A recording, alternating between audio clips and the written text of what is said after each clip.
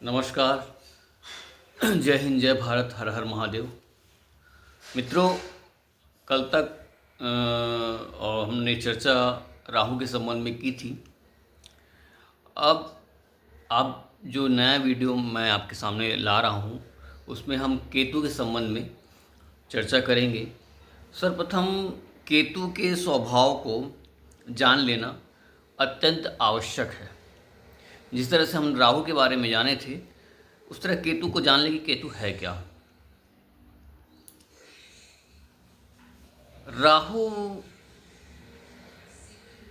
शाम के वक्त काम करने वाला ग्रह है और केतु जो है सुबह के वक्त काम करने वाला ग्रह है। लाल किताब के अनुसार केतु का समय जो रहता है वो 3:30 बजे से लेके सुबह 5 बजे तक के बीच का रहता है, 5:30 तक का ठंड के समय। और एक तरह से हम ये देख सकते हैं कि केतु जो है वो सूर्य का छाया ग्रह है और राहु जो है वो चंद्रमा की छाया ग्रह है। क्योंकि इनका अगर ग्रहों में हम देखेंगे, चूँकि छाया ग्रह का मतलब ये होता है कि वो ग्रह है तो नहीं, बट वो उसकी छाया के रूप में उत्पन्न है।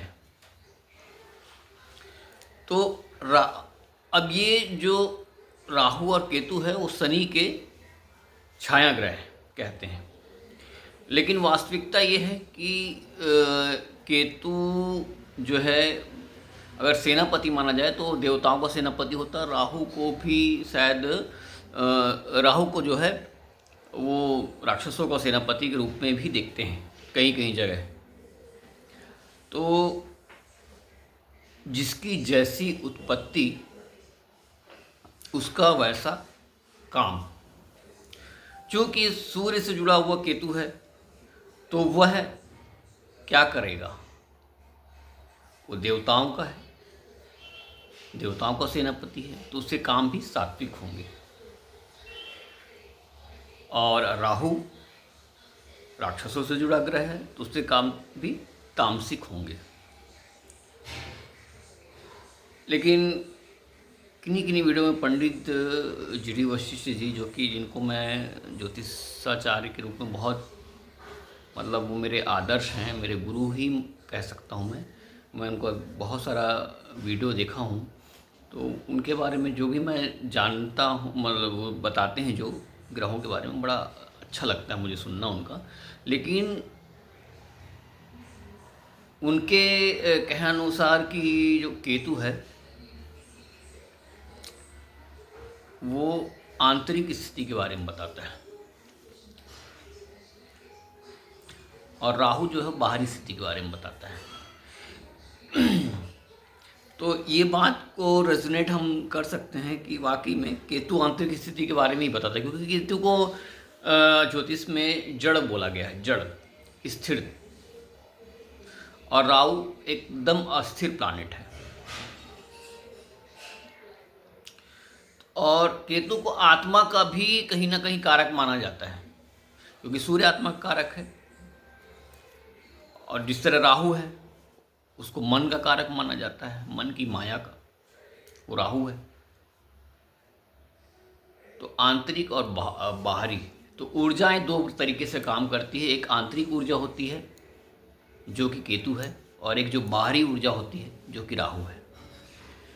तो आंतरिक ऊर्जा को कार्य करने के लिए एहसास की आवश्यकता होती है, और वो एहसास व्यक्ति के अंदर तब डेवलप होता है जब व्यक्ति भरपूर शांत हो सके। क्योंकि केतु एक ऐसा ग्रह है, जितना शांत आप होते जाएंगे केतु उतना उसकी ऊर्जा केतु की बढ़ती जाएगी। केतु की एनर्जी को बढ़ाने का एकमात्र तरीका है ध्यान, मेडिटेशन। जितना आप मेडिटेशन करेंगे, ध्यान करेंगे, केतु की एनर्जी बढ़ती जाएगी। इसके साथ जो लाल किताब के उपाय हैं, कुत्तों की सेवा, वो भी है, उसमें भी केतु का कहीं ना कहीं लाभ मिलता है। लेकिन केतु का जो मुख्य जो का अगर आप उसको समझना चाहेंगे तो ध्यान है। उसकी वो चरम जो उपलब्धि है केतु को समझने की, वो केवल ध्यान के माध्यम से समझ में आ सकती है और किसी भी माध्यम से नहीं। इसीलिए कहीं ना कहीं केतु को संत कहा गया है। मित्रों, केतु ग्रह अगर खराब हो जाए तो बहुत बुरा फल देगा, और राहु ग्रह खराब हो जाए तो व्यक्ति को मानसिक रूप से तोड़ता है। अब केतु जब खराब होता है तो व्यक्ति को शारीरिक रूप से तोड़ता है। जनरली केतु खराब होता है तो देखना घुटना डैमेज होने लगता है, व्यक्ति का पैर में चोट लगने लगती है, आए दिन कहीं ना कहीं एक्सीडेंट होते रहते हैं। केतु शारीरिक पाप है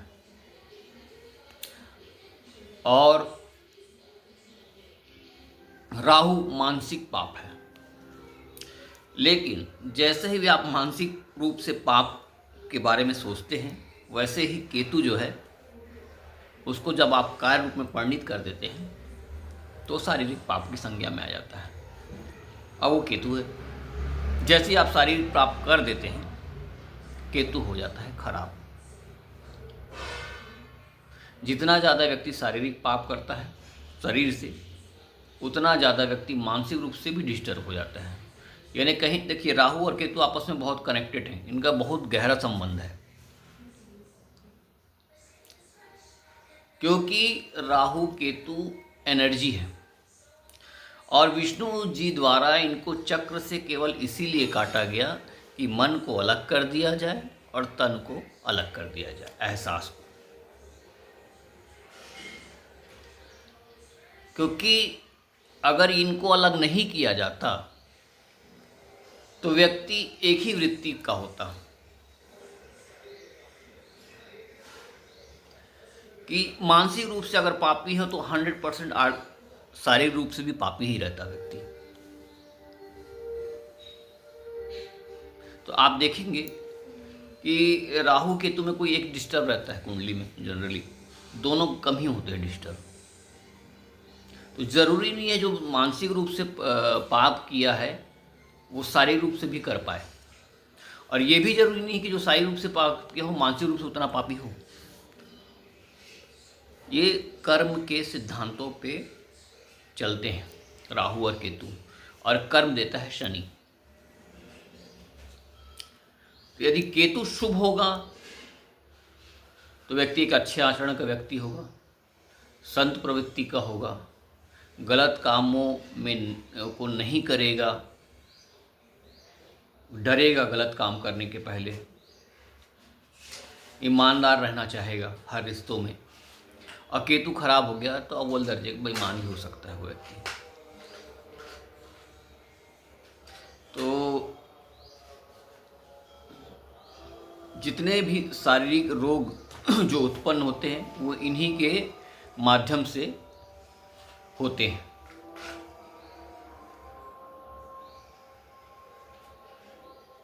केतु अच्छा व्यक्ति बहुत ही भरोसेमंद होता है, और केतु से खराब व्यक्ति के ऊपर आप विश्वास नहीं कर सकते। उसके ऊपर विश्वास करना अपने पैर पे कुल्हाड़ी मारने जैसा है। केतु खराब होते ही व्यक्ति के अंदर अनेक प्रकार के जो उसकी मनोदशा है, उसकी जो वृत्ति है, वो इतनी खराब हो जाती है कि वहम का शिकार होने लगता है। और जितना अधिक वहम का वो शिकार होता है उतना ही ज़्यादा।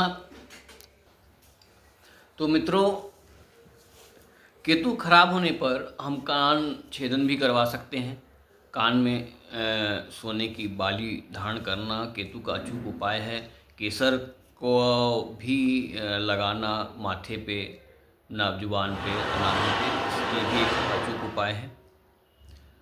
केतु जीवन के हर एक मोड़ पे हम अपनी प्रकृति को जितना सुंदर ढंग से बनाएंगे, केतु उतना ज़्यादा अच्छा होता जाएगा। केतु का मूल रूप आपकी प्रकृति ही है।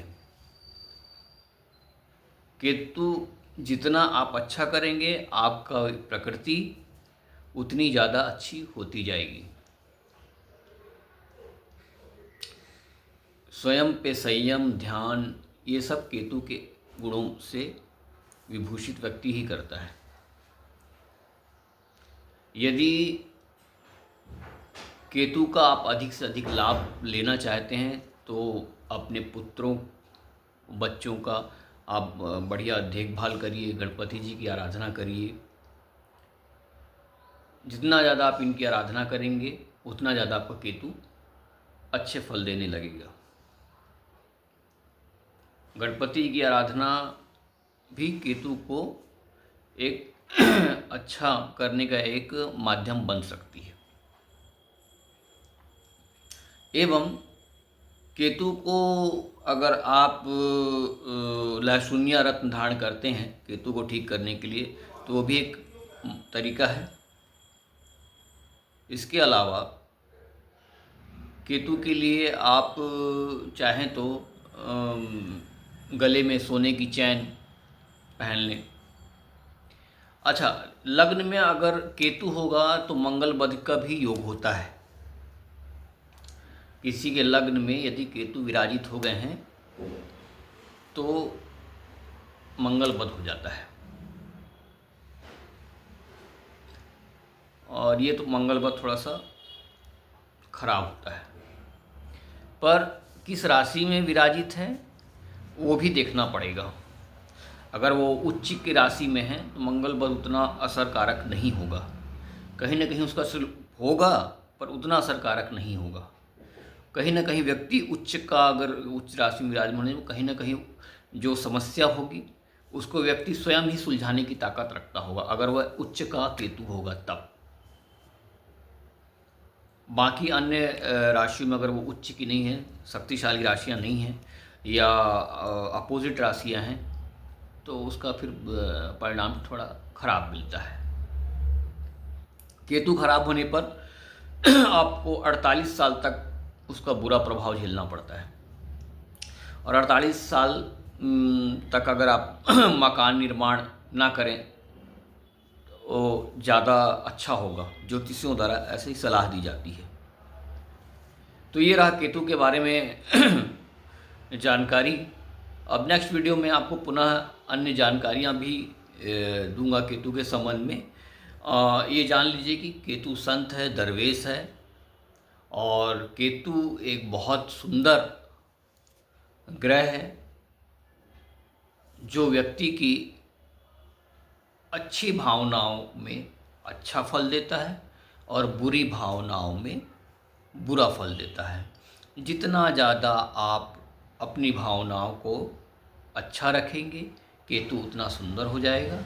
जितनी ज़्यादा आप नकारात्मक विचारों से घिरे रहेंगे, नकारात्मक कृत्य करेंगे, उतना ज़्यादा आपका केतु खराब हो जाएगा। ये है केतु का जो मैं आपको पूर्ण रूप से जो रिज़ल्ट है, निचोड़ है, वो बता रहा हूँ। क्योंकि ये शनि के छाया ग्रह हैं तो ये कर्मों के अनुसार ही अच्छे और बुरे फल देते हैं।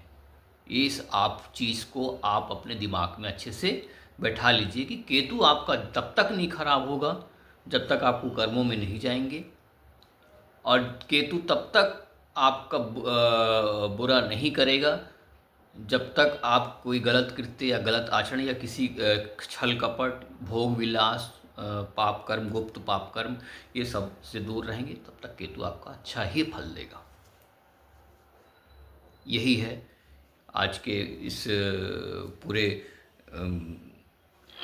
बताने का सार की केतु के क्या फल होता है और किस तरीके से है। आज इतना ही मित्रों, फिर पुनः चर्चा करेंगे। तब तक के लिए जय हिंद, जय भारत, हर हर महादेव, नमस्कार।